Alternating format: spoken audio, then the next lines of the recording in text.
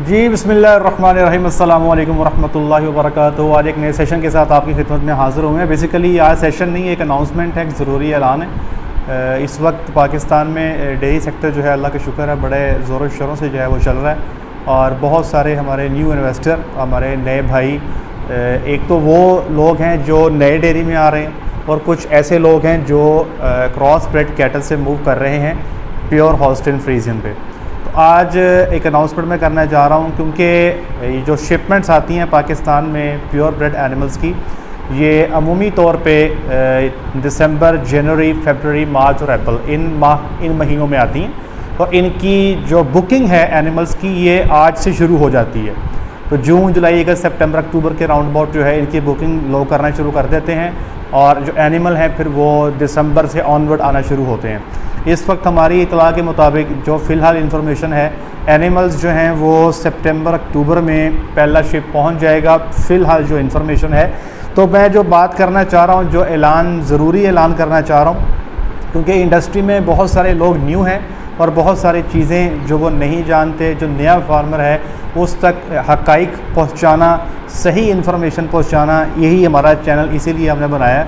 वो लोग जो पुराने अरसे से कमर्शियल सेक्टर में है और डेयरी फार्मिंग कर रहे हैं, जैसे आपका कॉर्पोरेट सेक्टर है, उनके लिए एनिमल सिलेक्शन करना या ये सारे जो इसके दाव पेच हैं वो इससे वाकिफ़ हैं और चूँकि वो काफ़ी अरसे से इन डील्स का हिस्सा हैं तो उनके लिए कोई बड़ा प्रॉब्लम नहीं है। लेकिन कोई नया बंदा जो कॉन्ट्रैक्ट का हिस्सा बनने जा रहा है या एनिमल बुकिंग में जा रहा है, उसके लिए बहुत सारे मसाइल जो हैं वो उसको सामना करना पड़ सकता है। इसमें पहला सवाल तो ये है कि कॉन्ट्रैक्टर से एनिमल बुक करके लेने चाहिए या पाकिस्तान में सिलेक्शन करनी चाहिए।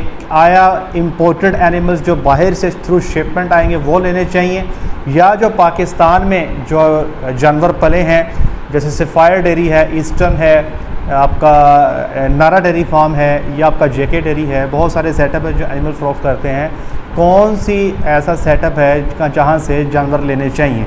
एक तो ये सवाल है। फिर कॉन्ट्रैक्ट जो आप लोग करते हैं उसमें कुछ डिटेल्स होती हैं। पहली बात तो ये कि कॉन्ट्रैक्ट इंग्लिश में होता है, तो हमारे कई सारे फार्मर जो इंग्लिश को नहीं जानते उनके लिए तो शायद इसको समझ नहीं, अंडरस्टैंड करना बड़े प्रॉब्लम की बात हो। ये कोई 8-9 पेजेस का कॉन्ट्रैक्ट होता है। हमारे यहाँ तो जो पढ़े लिखे लोग हैं शायद वो भी इसको इतना डिटेल में नहीं पढ़ते।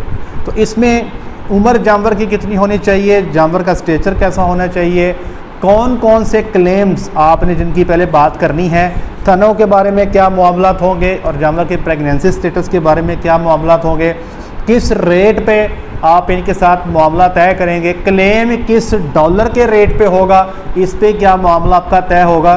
तो ये सारे के सारे दाव पेच जो कि एक आम फार्मर इस चीज़ को नहीं समझता, जो न्यू इन्वेस्टमेंट करने जा रहा है या जो क्रॉस ब्रेड से प्योर ब्रेड में आना चाह रहा है, उसको ये हम समझाएंगे। और ये मैं नहीं समझाऊंगा, मैं अपने साथ 3 से 4 मज़ीद डॉक्टर्स एंगेज करूंगा और कल को ये सेशन मैं करने जा रहा हूँ और इसको शूट करूँगा और इसको एक लंबा सेशन होगा, डिटेल में होगा। इसको मैं 3 पार्ट्स में जो है आपके साथ शेयर करूँगा। तो जो भी लोग इस वक्त करना चाह रहे हैं, अपना एनिमल्स बुक करना चाह रहे हैं, न्यू इंपोर्ट के जानवर लाना चाह रहे हैं, तो वो खुदारा इस सेशन को पहले ज़रूर देख लीजिएगा, क्योंकि इंडस्ट्री आप लोगों के साथ है, इंडस्ट्री डेयरी फार्मर के साथ है।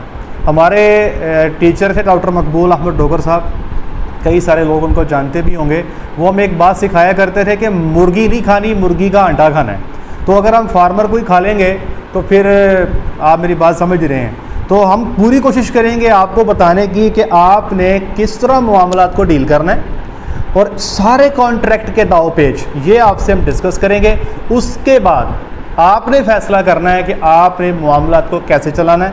और इसके लिए मेरे साथ जो डॉक्टर्स मौजूद होंगे, ये 3 डॉक्टर्स होंगे और ये वो डॉक्टर्स हैं जिनका फील्ड का 7-7, 8-8 साल का एक्सपीरियंस है और इन्होंने एक नहीं कई बार शिपमेंट्स के एनिमल्स को डील किया है। पहले हमसे पूछेंगे कि जो शिपमेंट्स आती हैं, हम किसी भी कंपनी का जिक्र नहीं करेंगे आपके साथ, ABCD कंपनी का जिक्र हम नहीं करेंगे। हम ओवरऑल बताएंगे जो शिपमेंट्स आती हैं पाकिस्तान में तो कौन कौन से मसाइल उनमें देखने पड़ते हैं जब वो वहाँ पे पहुँचती हैं, और जब आप कंपनी के साथ बैठ के कॉन्ट्रैक्ट के बाद जो क्लेम आप पेश करते हैं। क्लेम कहते हैं कि आपने मिसाल के तौर पे आप कॉन्ट्रैक्ट में तय कर लेते हैं कि हमारा एक जानवर अगर एक्सपायर होता है आते ही विदिन 20 डेज़ जो इंश्योरेंस का पीरियड है तो उसमें आपको इतने पैसे मिलेंगे।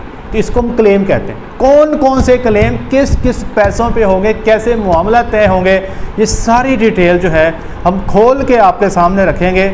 और मकसद यहाँ पे किसी कंपनी को डिटीरियोरेट करना नहीं है, हम किसी कंपनी का नाम भी नहीं लेंगे, किसी कंपनी का जिक्र भी नहीं करेंगे, हम सिर्फ आपसे दाव पेश की बात करेंगे कि करना कैसे है, काम का तरीका बताएंगे।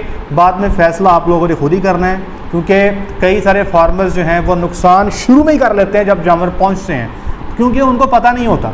और जब चीज़ों का इल्म नहीं होता तो एट दी एंड वो इंडस्ट्री में दाखिल होने से पहले ही बेचारा नुकसान कर बैठता है। तो हम कोशिश करेंगे कि हमारी इस वीडियो से हमारे फार्मर्स का फ़ायदा हो, उनका जो है नुकसान से उनको अल्लाह के साथ बचाए। तो इंशाल्लाह कल को मैं शूट करूँगा और विदिन 3-4 डेज़ ये आपके साथ पहला सेशन जो है इसका मैं आपकी खिदमत में ज़रूर रखूँगा। तो अपना ख्याल रखिएगा, दुआ में याद रखिएगा। अस्सलाम वालेकुम।